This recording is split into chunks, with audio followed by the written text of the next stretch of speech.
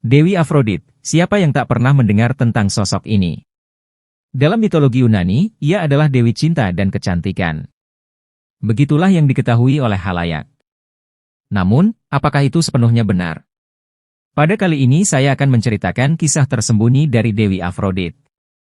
Sebelum itu, saya ingin menyoroti bahwasanya ada dua sosok Afrodit selama ini. Fakta ini mungkin tidak banyak yang tahu, kecuali mereka yang memang menyelam sangat dalam ke dalam mitologi Yunani atau menjadi pemuja Dewi Afrodit.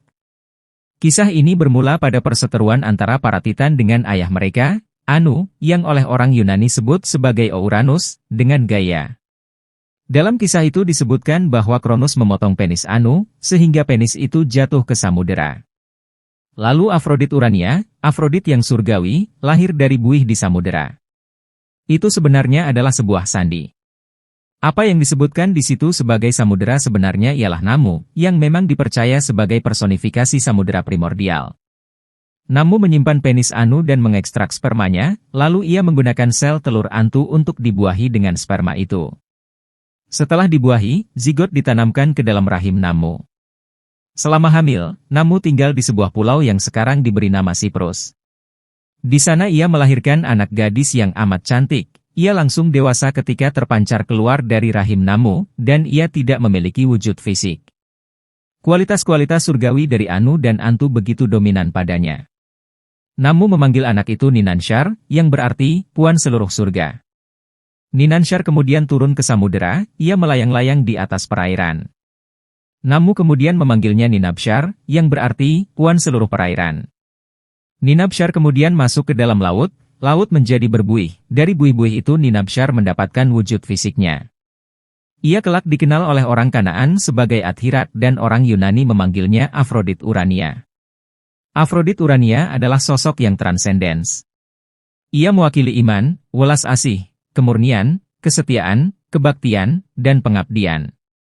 Tidak seperti Afrodit Pandemos yang lebih dikenal oleh manusia sekarang yang mewakili cinta duniawi, nafsu birahi, dan seksualitas. Afrodit Pandemos memiliki asal-usul yang lebih kompleks dari yang kalian bayangkan. Jadi, saya akan memaparkannya perlahan. Dalam mitologi, Afrodit disebut sebagai putri hasil perkawinan Zeus dengan nimfa bernama Dione. Sebelum itu, kita kembali ke Asherah terlebih dahulu. Asherah mendapatkan wujud materialnya melalui lautan, maka ia dapat dikatakan sebagai putri dari sang laut. Dan kalau silsilah Dione ditelusuri, maka kalian akan menemukan Dione sebagai putri Titan Oceanus dan Tethys. Jadi bisa disimpulkan bahwa Dione adalah avatar atau manifestasi material dari Asherah. Orang Kanaan memanggil Asherah dengan sebutan Elat, karena ia permaisuri dari El. Kisah El dan Asherah bisa kalian temukan di serial Ardhat Nues Legacies episode 14.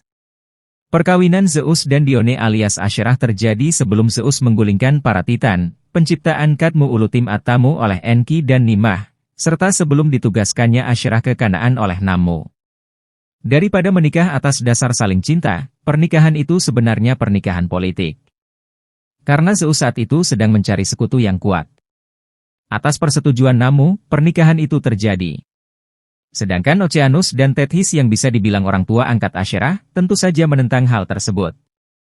Namun mereka tidak kuasa melawan kehendak Namu yang jauh lebih berkuasa dari mereka. Setelah perkawinan, Dione hamil dan melahirkan, tapi yang ia lahirkan bukanlah bayi, melainkan mutiara. Berdasarkan petunjuk Namu yang bijaksana, Dione melemparkan mutiara itu ke laut. Mutiara itu membuat laut bergejolak, dari balik ombak besar yang saling berbenturan, muncul gadis cantik dengan kulit seperti mutiara. Itulah putri Dione dan Zeus yang dinanti-nanti. Sosok inilah cikal bakal Afrodit Pandemos. Saat baru terlahir, Namu memanggilnya Ninaba, dan orang Yunani kelak memanggilnya Afrodit. Afrodit memiliki kualitas surgawi dari Zeus dan kualitas samudera dari Dione alias Asherah dan Namu. Dengan begitu ia memiliki kekuasaan atas laut dan langit.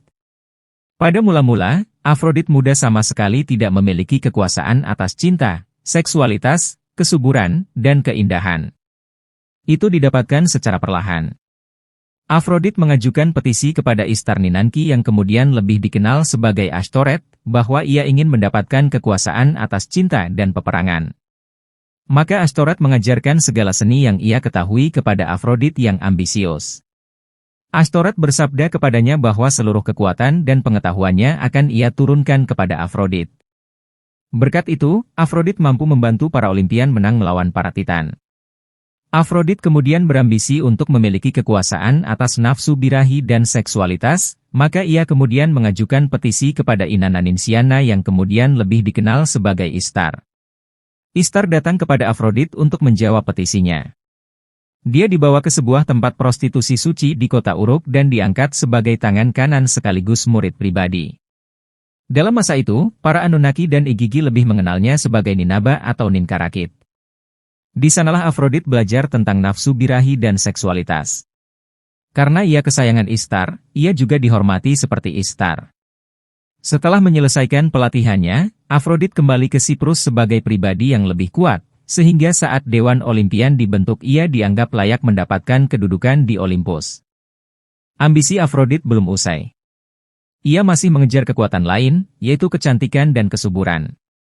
Jadi, ia mengajukan petisi kepada Hathor dari Kemet untuk belajar seni keindahan dan kecantikan, kepada Ketes untuk belajar ilmu kesuburan dan penciptaan. Kekuasaan Afrodit benar-benar melebar hingga di masa depan ia dipuja sebagai Dewi Agung, dan dianggap sebagai salah satu figur penting dalam panteon Yunani atau bahkan dalam budaya Yunani sendiri.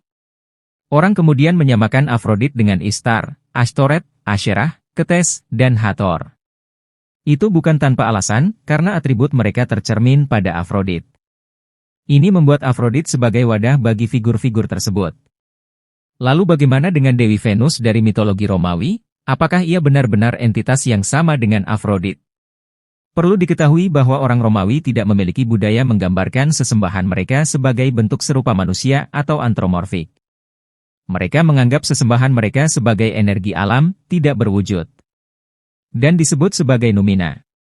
Orang Romawi mengenal Dewi Venus sebagai energi alam yang ada pada planet Venus. Tidak ada penggambaran khusus untuknya. Namun, saat Romawi menginvasi Yunani, terjadilah sinkretisme antara kepercayaan Yunani dengan Romawi.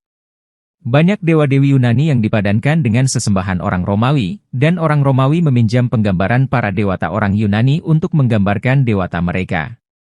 Hal yang sama juga terjadi pada Dewi Venus.